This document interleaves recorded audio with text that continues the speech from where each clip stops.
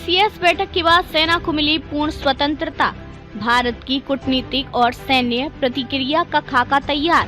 पहलगाम आतंकी हमला। जम्मू कश्मीर के पहलगाम में हुए भीषण आतंकी हमले के बाद प्रधानमंत्री नरेंद्र मोदी ने आज अपने आवास पर कैबिनेट कमेटी ऑन सिक्योरिटी की महत्वपूर्ण बैठक की।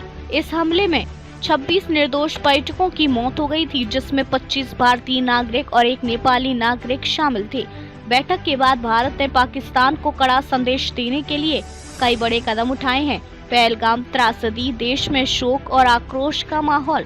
22 अप्रैल 2025 को जम्मू कश्मीर के बैसरण घास के मैदान में 4 आतंकियों ने पर्यटकों पर अंधाधुंध फायरिंग कर दी थी।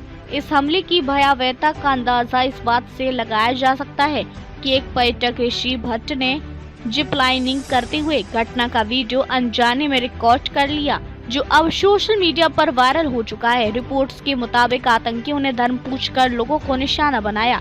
ये बर्बरता न केवल पूरे देश को झकझोर गई, बल्कि भारत और पाकिस्तान के बीच पहले से तनावपूर्ण रिश्तों को और भी गंभीर बना दिया। भारत की रणनीतिक प्रतिक्रिया। सैन्य और कूटनीति दोनों मोर्चों पर तैयारी।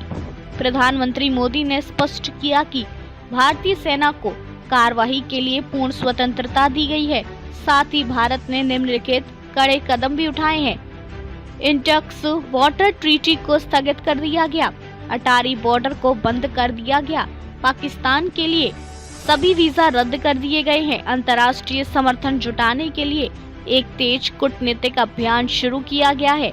विदेश सचिव विक्रम मिश्री ने 25 से अधिक देशों के राजनयिकों से मुलाकात कर भारत का पक्ष मजबूती से रखा। 130 से अधिक देशों से भारत को समर्थन संदेश मिल चुके हैं।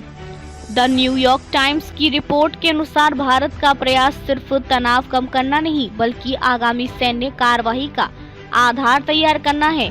संभावित सैन्य कार्रवाई कब का इंतजार। विशेषज्ञों का मानना है कि जैसे 2016 उरी हमला और 2019 पुलवामा हमले के बाद भारत ने जवाबी कार्रवाई की थी, वैसे ही इस बार भी प्रतिक्रिया निश्चित है।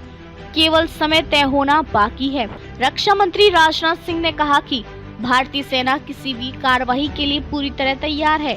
राष्ट्रीय सुरक्षा सलाहकार अजीत डोभाल, सेना प्रमुखों और प्रधानमंत्री के बीच लगातार उच्च स्तरीय बैठक हो रही है। पाकिस्तान में संकट, प्रतिक्रिया देने में अक्षम। दूसरी ओर पाकिस्तान खुद गंभीर आंतरिक संकट से जूझ रहा है। सेना में असंतोष और मनोबल में गिरावट की खबरें। पूर्व प्रधानमंत्री इमरान खान की गिरफ्तारी से उपचार, राजनीतिक अस्थिरता, जनता में सेना के खिलाफ असंतोष। इन परिस्थितियों में पाकिस्तान के लिए सीमाओं पर किसी प्रभावी जवाबी कार्रवाई को अंजाम देना कठिन माना जा रहा है। राष्ट्रीय एकता। सियासी मतभेदों से ऊपर सरकार ने संसद में सर्वदलीय बैठक आयोजित की, जिसमें सभी प्रमुख दलों ने एक सुर में आतंकी हमले की निंदा की और सरकार को पूरा समर्थन देने का वादा किया। कांग्रेस सांसद राहुल गांधी ने कहा कि हम सभी सरकार के साथ खड़े हैं। वहीं AIMIM प्रमुख असदुद्दीन ओवैसी ने गृह मंत्री अमित शाह के सीधे कॉल के बाद बैठक में शामिल होकर निर्णायक कार्रवाई की मांग की। आगे की राह। भारत सरकार एक ऐसा संतुलन साधने की कोशिश कर रही है जिससे पीड़ितों को न्याय मिले। पाकिस्तान को कड़ा संदेश, क्षेत्रीय स्थिरता बनी रहे। पूरा देश अपनी सरकार और सेना के साथ खड़ा है और उम्मीद कर रहा है कि एक सुनियोजित और निर्णायक कार्रवाई जल्द ही सामने आएगी। CCS बैठक में लिए गए प्रमुख निर्णय। सेना को पूरी स्वतंत्रता दी गई कि वे हमले के जवाब में कब, कैसे और किस लक्ष्य पर कार्रवाई करेगी। इंडेक्स वाटर ट्रीटी को तत्काल प्रभाव से निलंबित कर दिया गया है। राष्ट्रीय सुरक्षा सलाहकार बोर्ड का पुनर्गठन किया गया, जिसमें अब पूर्व रॉ प्रमुख आलोक जोशी प्रमुख होंगे।